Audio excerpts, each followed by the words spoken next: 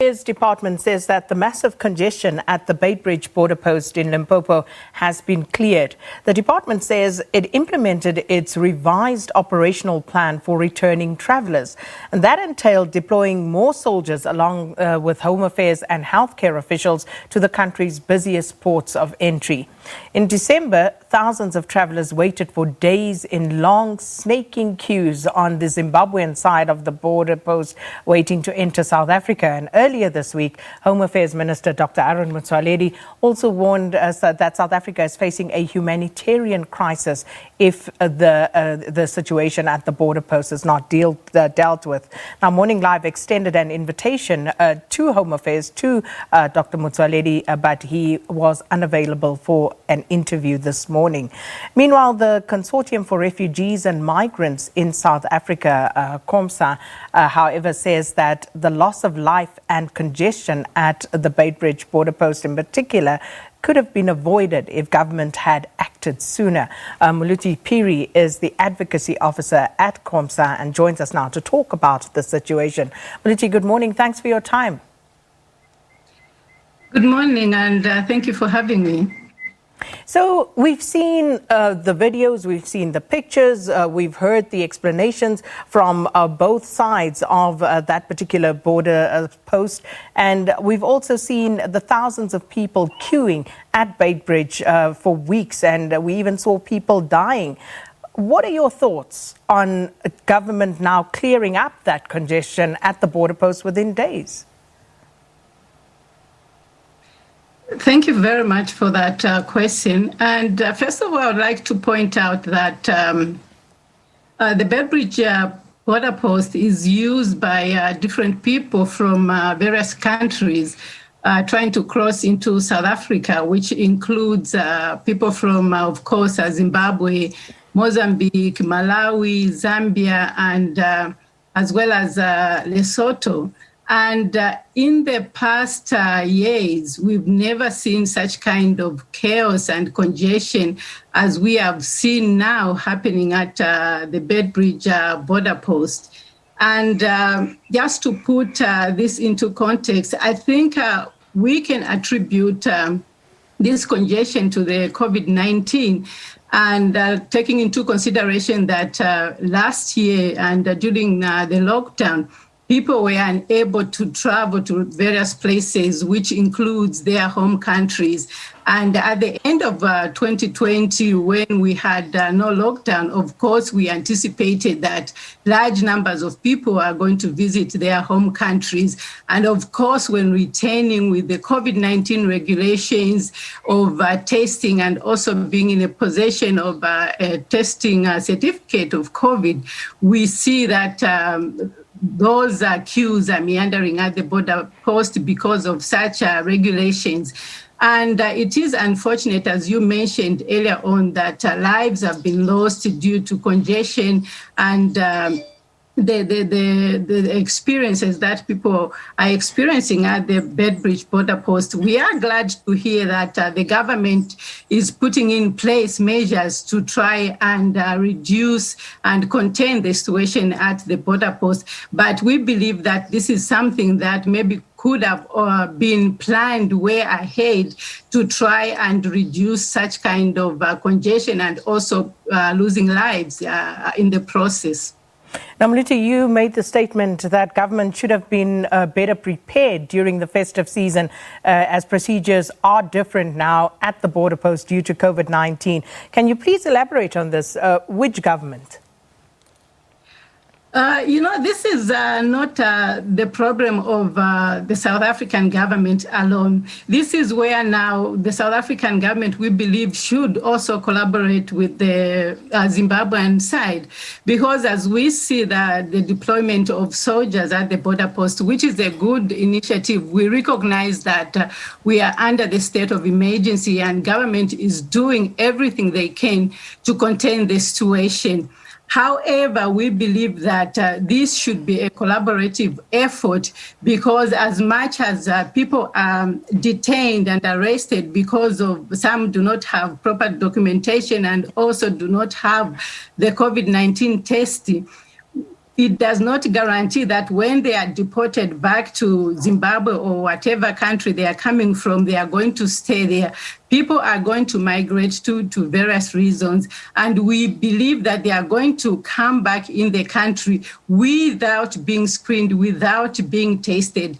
Hence, we feel that measures could have been put in place, maybe by deploying more staff to do the testing instead of turning away the travelers, and also maybe putting in place the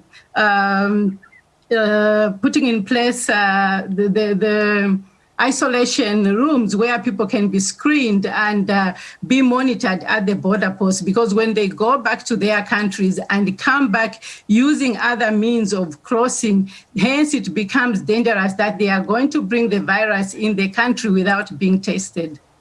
Muluti, easy to call out the South African government, but where is the responsibility and the onus on other governments for actually also assisting in curbing with this particular problem? Because we see some of South Africa's neighboring countries going into hard lockdowns yet again. So what responsibility do they have? Why are they not being called out?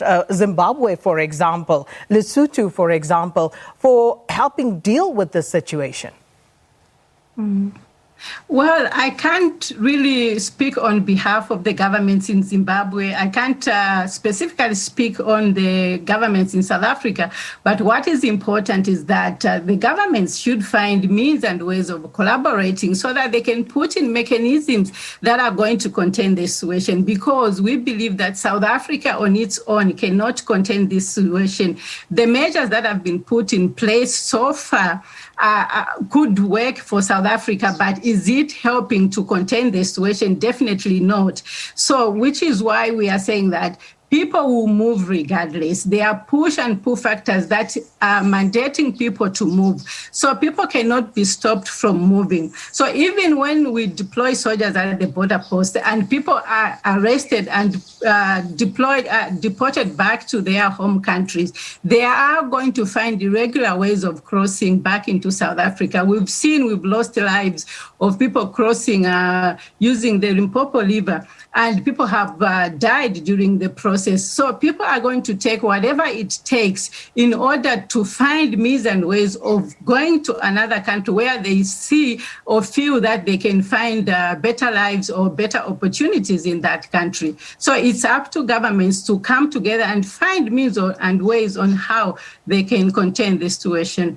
But how do we move towards that point, Muluti? Because we look at our statistics in South Africa this morning, record highs of the number of daily infections recorded, record highs in terms of the number of fatalities recorded on a daily basis. And now you have a situation whereby some people have been caught with fake COVID-19 certificates crossing the border into South Africa. How do we move towards a point where African leaders are held accountable and that it doesn't become, as some South Africans would say, the burden of South Africa to deal with this alone? Yes, I hear you. And it's very unfortunate that other governments are not putting in as much as they can in order to contain the situation. As I have highlighted already, that the issue of the certificates and testing, I think also it would really be helpful if we can have testing sites at the border post and also employ more staff at the border post to do the testing, because currently we believe that the people working there have been overwhelmed because of the large numbers of people that are entering South Africa. And if the government of South Africa, as I said earlier on, does not collaborate with their counterparts in the neighboring countries, specifically in Zimbabwe, I think they are not able to attend to this situation. But the measures that they can be put in place, I think they need to sit down and dialogue on how best they can deal with the situation other than working in silos, because this is not a South African problem, as I mentioned earlier on. Speaking of sitting down and having a dialogue around how to collaborate in dealing with this issue, in terms of what we've seen go before, in terms of the collaboration that we've seen between governments, is that really a viable option? Because if we're being honest, what do we really expect to be done, say, as you mentioned, from the Zimbabwean government at this stage? Because they've gone into a hard lockdown, and that is where they are at. And in the meantime, South Africa is having to deal with the influx of migrants from Zimbabwe. Well, it is unfortunate that the government of Zimbabwe has gone into lockdown, and this is not helping the situation, because going into lockdown entails that people have nothing to do, they have no jobs, they have no way of feeding themselves. We saw in the videos that are circulating, they are complaining that what are they going to do? So as I mentioned earlier on, that people are going to find means and ways of leaving the country to try and find survival means across South Africa. And this is exactly what is happening. So even if they come at the border and they are retained because they do not have the COVID test certificate, they are having fake documentation, they are having all sorts of problems that cannot allow them to cross South Africa. That alone is not going to deter them when they are sent back, as I mentioned earlier on. So having a dialogue with the Zimbabwean government and between the Zimbabwean government and the South African government is a very critical point, which I feel can work better if they sit down to say, what can we do? How best can we deal with this situation?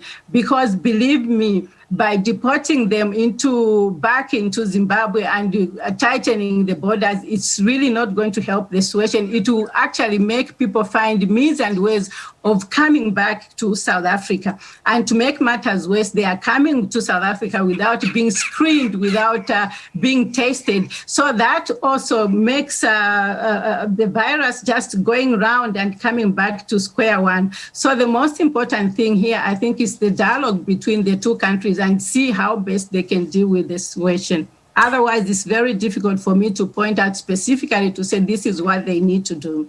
And perhaps in wrapping this conversation, if we could perhaps reflect on some of the hardening attitudes and perceptions by South Africans about what is happening. What is your view on that, Muluti? Because South Africans are saying, how do people claim, for example, to be refugees, but they go home in December and then return in January? They are asking about the joblessness of the South African populace, as opposed to people coming into South Africa saying that they are coming here to work. All of these issues are causing attitudes to harden towards foreign nationals in South Africa. Yeah, you are correct. I think one thing that we should know is when you're a refugee, when you're an asylum seeker, you're not supposed to go back to your own country and then come back. We do not know for sure to say the people who traveled back home are refugees, the people who traveled back home are asylum seekers.